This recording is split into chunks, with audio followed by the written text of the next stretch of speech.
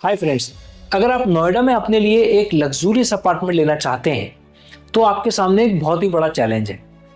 दोस्तों, मैंने अपने सालों के रियल एस्टेट एक्सपीरियंस के बाद नोएडा रियल एस्टेट मार्केट के बारे में एक बात जानी है कि वैसे तो यहाँ पे प्रोजेक्ट्स भरे पड़े हैं, लेकिन अगर आप अपने लिए कोई एक ढंग का प्रोजेक्ट ढूंढने निकलोगे तो आपको पता चलेगा कि ऑप्शंस तो बहुत ही कम है। शायद आपकी रिक्वायरमेंट्स को मैच करते हुए आप एक या दो प्रोजेक्ट ही ढूंढ पाए मार्केट में। अब वो प्रोजेक्ट ढूंढे कैसे? वैसे नोएडा में अपार्टमेंट लेने से पहले नोएडा के बिल्डर्स के बारे में जान लेना आपके लिए थोड़ा फायदेमंद साबित हो सकता है। तो फ्रेंड्स, नोएडा में बिल्डर्स 3 कैटेगरी में आते हैं, ए बी सी कैटेगरी। अब ए कैटेगरी वो है जिसमें Gulshan, county, Max, Godrej, Experion, M3M जैसे बिल्डर्स आते हैं जो कि नोएडा के सबसे कॉस्टलीस्ट और अच्छे प्रोजेक्ट्स को डेवलप कर रहे हैं। अब बी कैटेगरी जिसमें एस, ATS, एल्डिको, टाटा, गौर, CRC, SKA, पूर्वांचल जैसे बिल्डर्स आते हैं जो कि कंसिस्टेंटली एक डिसेंट क्वालिटी के प्रोजेक्ट्स डेवलप कर रहे हैं, बट इनका mindset, planning, execution top class developer से थोड़ा नीचे होता है, जिसकी वजह से प्राइस में भी डिफरेंस आपको दिखाई देता है। अब सी कैटेगरी के बिल्डर जिसमें आम्रपाली, अंतरिक्ष, सुपरटेक, पंचशील इस तरह के बिल्डर्स आते हैं जिनका या तो काम रुका हुआ है या बहुत ही स्लो हो रहा है या बहुत ही थर्ड क्लास क्वालिटी का हो रहा है। तो ऐसे बिल्डर्स को मोस्टली अवॉइड करना चाहिए। ज़्यादातर लोग बजट कांस्टेंट होने की वजह से इनके साथ जाते हैं। अब कुछ बिल्डर्स छूट भी गए होंगे, I am so sorry about that. सबका नाम लेना मुश्किल है, please count yourself in a suited category.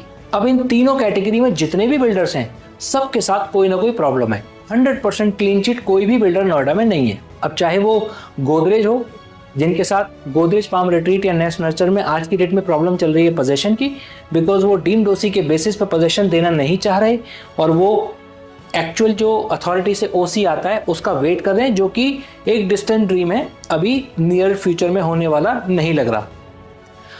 चाहे वो काउंटी हो जो अपने नए प्रोजेक्ट्स में भी डायरेक्ट बायर्स को सेल करने से कतराते हैं और बायर्स को रीसेल में ही उनके प्रोजेक्ट, फ्रेश प्रोजेक्ट भी रीसेल में परचेज करना पड़ता है थ्रू देयर ब्रोकर्स, वो भी एक अनरीजनेबल कमीशन देने के बाद, because county group has not been able to crack a successful transparent sales process like Godrej, Prestige, DLF।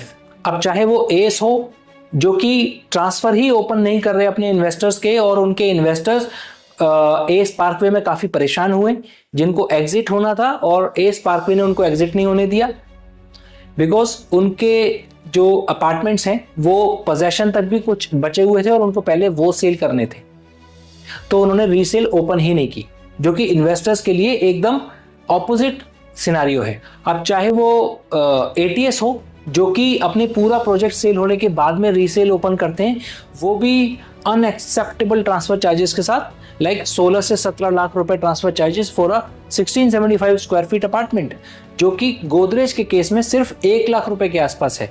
See the difference. अब चाहे वो टाटा हो जो कि ऑल टुगेदर रियल एस्टेट ही छोड़ने का प्लान कर चुके हैं, अब चाहे वो मैक्स हो जिन्होंने आज तक नोएडा में कोई डिलीवरी नहीं दी, तो इवैल्यूएट क्या करें। अब चाहे बहुत सारे सेक्टर्स हो नोएडा के जिसमें रजिस्ट्री इश्यूज हैं, अब चाहे वो ATS ग्रीन्स हो जिनके बहुत सारे प्रोजेक्ट अटक चुके हैं। अब अगर दूसरी तरफ देखें, पॉजिटिव साइड देखें, तो सेक्टर 150 नोएडा में एस पार्कवे जो प्रोजेक्ट है वो डिलीवर हो चुका है, काफ़ी ब्यूटीफुल प्रोजेक्ट डिलीवर हुआ है और लोग उसमें काफ़ी खुश हैं रहने के बाद, और जो इनिशियल इन्वेस्टर्स थे उनका तो प्राइस भी अप्रॉक्स 2x हो चुका है। So they have gain a good amount of appreciation and they are enjoying their lifestyle. Same goes with ATS nobility जो कि नोएडा एक्सटेंशन में है, पोजेशन हो चुका, रजिस्ट्री हो चुकी, वहाँ पे भी एप्रिसिएशन डबल से ज़्यादा आ चुका और रहने में भी प्रोजेक्ट काफ़ी अच्छा है, तो सेम वहाँ पे भी लोग एप्रिसिएशन और लाइफस्टाइल दोनों एंजॉय कर रहे हैं। और this is a story with lot of other projects in Noida like IV county, county 107, Godrej, Woods, Arihant Abode, बहुत सारे प्रोजेक्ट, अफोर्डेबल से मीडियम से लग्जरियस प्रोजेक्ट में जितनी भी कैटेगरी है, हर प्रोजेक्ट में आपको अच्छे अच्छे एग्जाम्पल भी नोएडा में देखने को मिल जाएंगे। अब मेरा ये रियल एस्टेट के नेगेटिव्स और पॉजिटिव बताने का आपको क्या मतलब है? मतलब ये है कि कुछ लोग सोशल मीडिया में सिर्फ कमेंट्स करते हैं, ATS is fake, Godrej is fake, county is fake, this builder is fake, this builder is liar, this builder is चोर, दैट इज चोर, और नोएडा बहुत महंगा है, यमुना एक्सप्रेसवे पे अभी 10 साल तक कुछ होने वाला नहीं है, रहने लायक पोजीशन नहीं बनेगी, नोएडा एक्सटेंशन तो अफोर्डेबल है, वहाँ पर कौन लेगा। So overall they create a negative environment for everything, every apartment. So when I ask them कि which builder would you choose if you want to buy an apartment in Noida, then which builder or which project would you choose, then they have no answer. अगर actual में इतनी ही negativity market में होती तो जितने भी projects आ रहे हैं, एल्डिको का हो, एस का हो, गोदरेज का हो, ये सारे सोल्ड आउट कैसे हो जा रहे हैं? कौन इनको खरीद ले रहा है? कौन ऐसे लोग हैं जो अपने हार्ड एंड मनी इन चोर बिल्डर्स के हाथ में दिए दे रहे हैं? अगर इतना ही नेगेटिविटी है तो मुझे तो लगता है कि प्रोजेक्ट्स बिकने ही नहीं चाहिए, और ये तो सारे के सारे बिक जा रहे हैं और सारे सोल्ड आउट हो जा रहे हैं. सो उतनी भी नेगेटिविटी नहीं है जितना कि कुछ लोग सोच रहे हैं. एक्चुअली एज अ बायर अगर आप बिल्डर्स की सिर्फ नेगेटिव साइड्स को देखेंगे तो हो सकता है कि आप जिंदगी में कभी घर ही ना खरीद पाएं और अपनी लाइफ में एक लेटेस्ट लाइफस्टाइल और प्रॉपर्टी एप्रिसिएशन को मिस कर दें, जो कि बहुत ही इंपॉर्टेंट एस्पेक्ट है.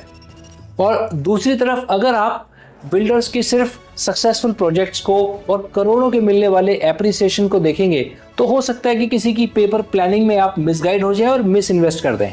सो finally question arises, how to choose a right project for you and what safety measures you should take before choosing a project. वैसे तो अब रेरा और अथॉरिटी की कोशिशों के बाद एक ऐसा फुल प्रूफ सिस्टम बन चुका है कि बिल्डर्स को प्रोजेक्ट जल्दी कंप्लीट करने के अलावा कोई और ऑप्शन ही नहीं बचा.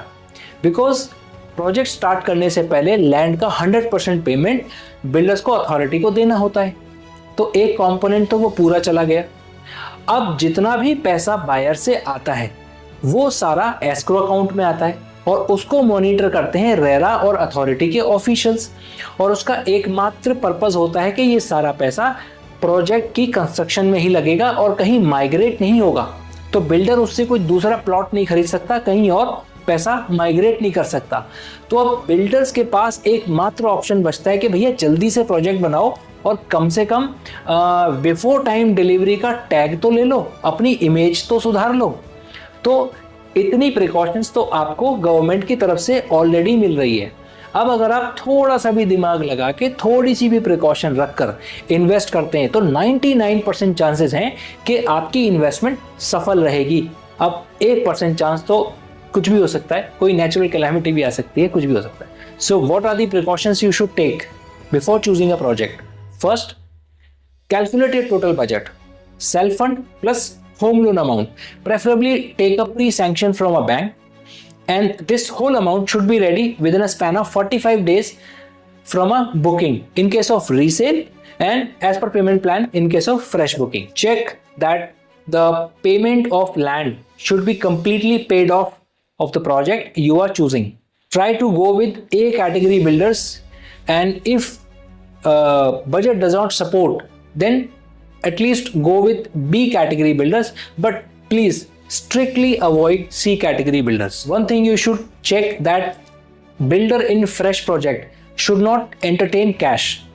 If they entertain cash, that means that amount will not go to escrow account, and that amount will not be monitored by officials, government officials, and that amount will be migrated to somewhere else, and your overall project progress will be slowed down. 5. In resale deals, you should always check all the documents of the seller and the property before initiating any token, and always ask for the all-inclusive deal. 6. Always try to have a physical meeting with the seller only before initiating any token, not with the relative of the seller, not with the friend of the seller, or not with the representative of the seller, because they all have their invested interest, and which can hamper your cost of buying. 7 and last, choose a good real estate consultant for you. He should be experienced and most importantly with good intent, because Warren Buffett says honesty is very expensive. You cannot expect it from anyone. That's it for this video, friends. मिलते हैं अगले video में with more real estate insights. Till then, stay informed, invest smart. Bye bye.